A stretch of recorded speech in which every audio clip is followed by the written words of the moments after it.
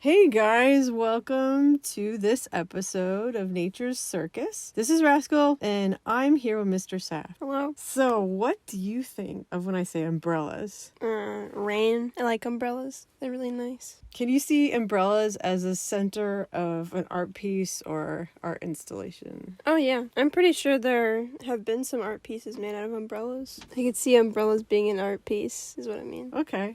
Here is what one of the artists says regarding his art with umbrella. The umbrellas in this project in two parts, like a traditional painting where two canvases make one work of art. It's a project to highlight the similarities and difference of the two richest countries in the world. A lot of similarities and a lot of differences between the very sunny, dry landscape in Southern California and the very wet landscape full of water in Japan. So, by giving that description, do you have any sort of idea what these artists could have done with umbrellas? It's going to be in two countries, one Japan, one United States. And it's going to go on at the same time. Kind of sounds like, there was this thing that happened on social media where a guy asked someone across the world if they could grab a slice of bread so they could make an earth sandwich. No, So I haven't heard that. Some guy was like, yeah, I can do that. So literally they both videoed themselves putting bread on the earth, and they were both on opposite sides of the world. So technically the earth was a sandwich for a couple seconds. Oh my gosh, I've never heard that before. That's what that reminded me of. Creative idea. Yeah, it was big on the internet for a while until, I don't know, went into obscurity, but... So here's the facts. The artists, there's two. They're husband and wife. They did all kinds of art installations, all very, very huge around the world. Their names are Christo and Jean Claude.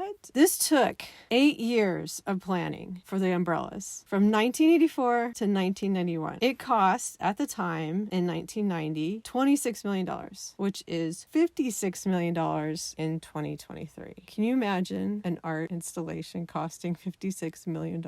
It's a lot of money Yeah. for Like, how much do you art think project. you spend on one of your art projects? Not that much. It matters on what tools you use. Like, with this, I can tell they used some pretty fancy tools if it's $56 million.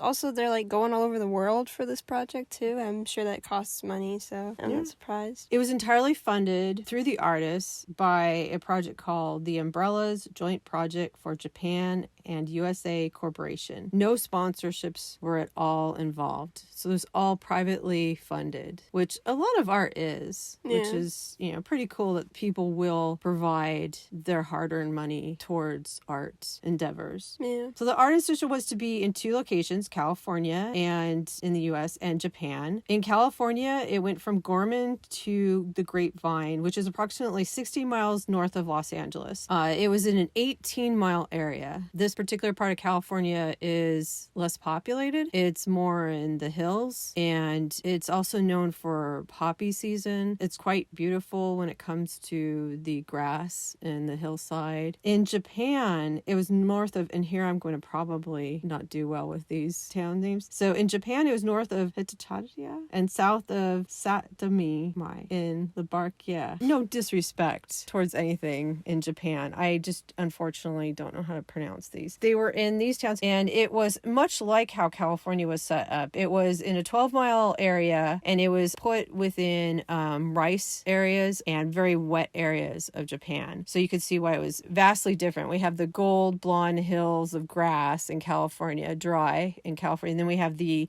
very wet, water, rainy area of Japan where they grow rice. So our installation was to be in the two locations. The reason why it took 8 years was because this was all on private land and governmental lands. So they had to go through various people and government agencies in order to get approval to actually do this installation. So in total, there were 3,100 umbrellas between the two locations, and 3 million visitors viewed the art installation over the time it was up. So the materials of the umbrella materials and supplies came in 11 various companies in Japan, US, Germany, and Canada. All the material was brought to California, assembled there, and then from there, 1,340 blue umbrellas were shipped to Japan, and all the rest stayed in California. And I think that's partially because California areas was bigger, it was more spread out than the Japan area where they put them more closer together. Each anchor and steel base was installed ahead of the umbrella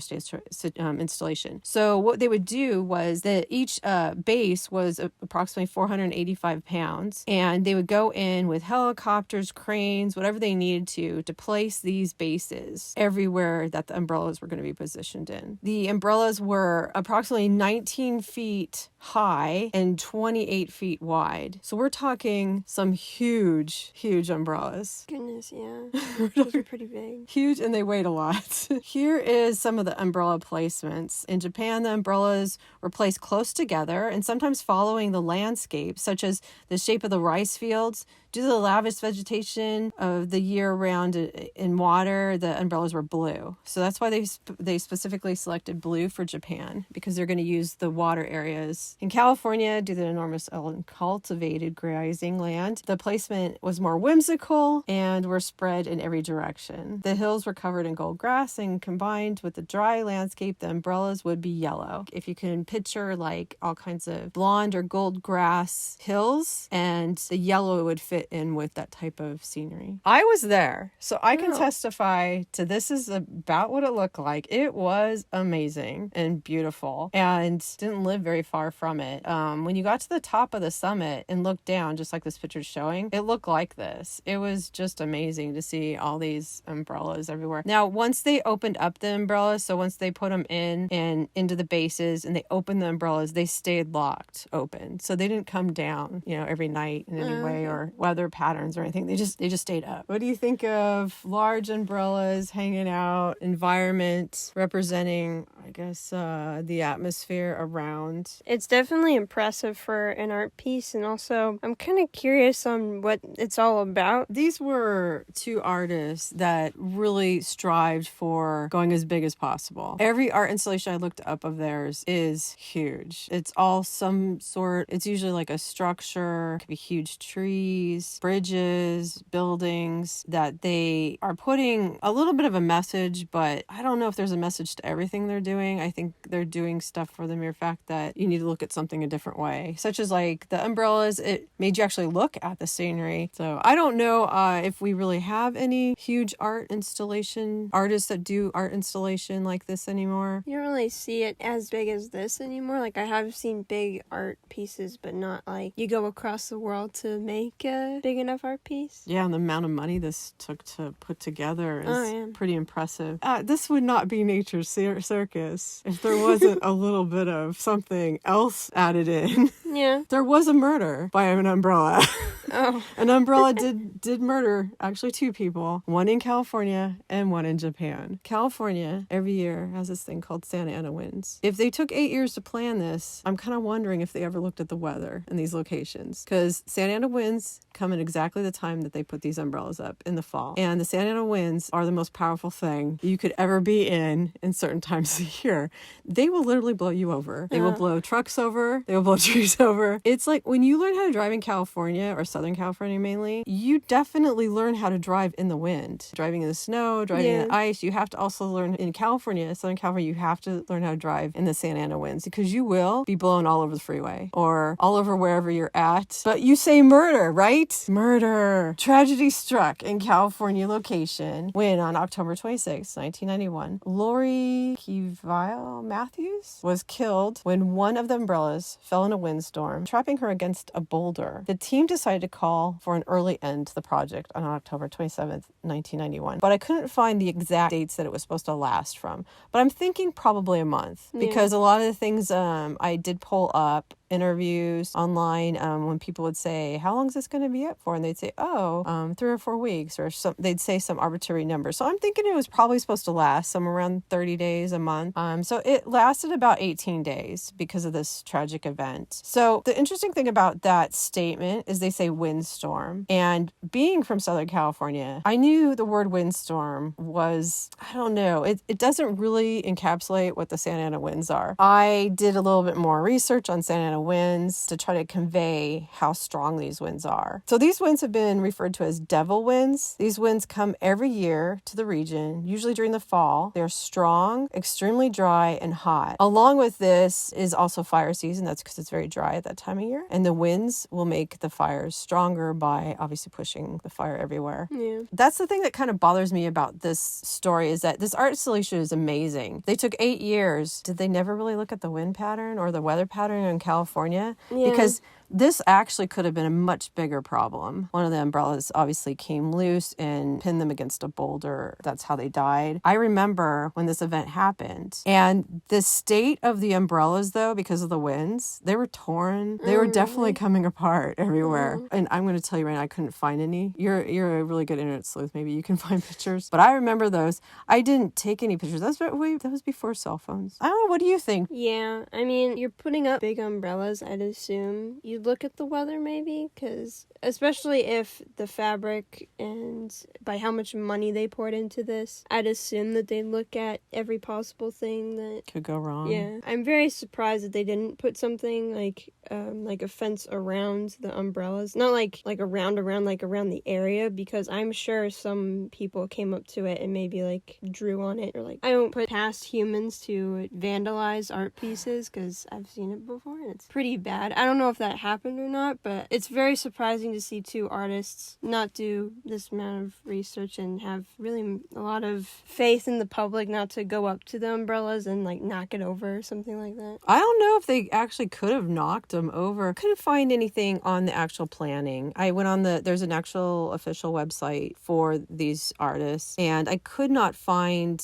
anything on the website or any sort of research I've done. It doesn't mean it's not out there, but I couldn't find anything about the actual planning. When it had happened, I remember it was in every story and everything. But once again, this was like before YouTube. But I will say, I love looking into really weird deaths, and this would definitely getting crushed by an umbrella sounds right? A bit of an odd one. Unfortunately, when they were taking down the umbrellas in Japan, a worker was killed. The worker in Japan was electrocuted, unfortunately, by a crane that touched a high voltage wire. Because remember when I told you these things are so huge, they had to bring cranes in to place the umbrellas as well as the bases. And it looks like there was just a really unfortunate accident that happened in Japan. Unlike the other incident, I don't know if we can really say that the artist did anything wrong in this sense with planning, because I don't know anything about that story. So any thoughts regarding the massive umbrella art installation by these two artists? Would you ever do an art scale like this? Like, can you think of some huge art scale I would love installation? I'm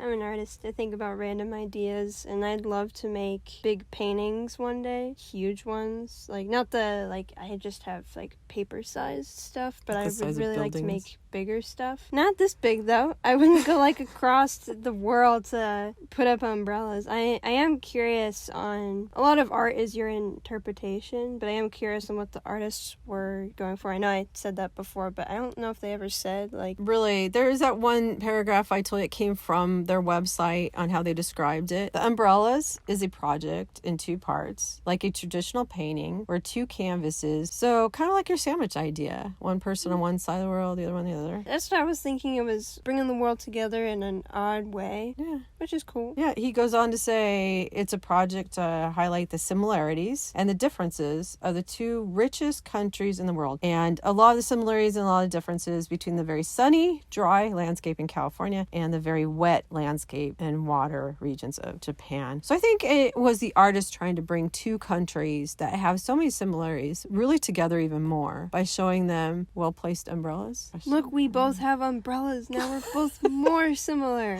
Out of all of the art installations I looked up about these 2 artists, probably my favorite. The umbrellas, sure, masterpiece. It's really sad that I feel like this has been lost to time in some way. Maybe that's what they're going for, surrealism in real life. Yeah, like I could almost see the umbrellas like that, because you don't see that big of umbrellas in real life. Well, maybe as like a fast food table umbrella, but you don't see like them around mountainy area. Unfortunately, both these artists have passed away. So anything else you got to say? No, except for like I get what they're coming from with making stuff big. A lot of artists love to, best way to put it is paint the world. Like, take the world by storm almost. Like, well, I could tell you one thing. You can't walk past one of their installations and not see it. oh yeah. So that alone, it puts art right in your face, whether you want to see it or not. And I think that is a good thing on sometimes. I think people need to look outside sometimes. Yeah, there are a lot of people out there that'll think this stuff up, which definitely shows that they were very creative people. Yeah, I can't even imagine the amount of government agencies in some of these you would have to contact and sweet talk into allowing. But maybe this is why you don't see as many as these anymore. Oh, mate, I'm sure it's a huge hassle to do. Well, okay. If you little clowns like this video, it would be really nice if you subscribed and maybe liked our channel. But for now, Mr. Saf and I will be watching raccoons eating grapes. Sweet. Bye.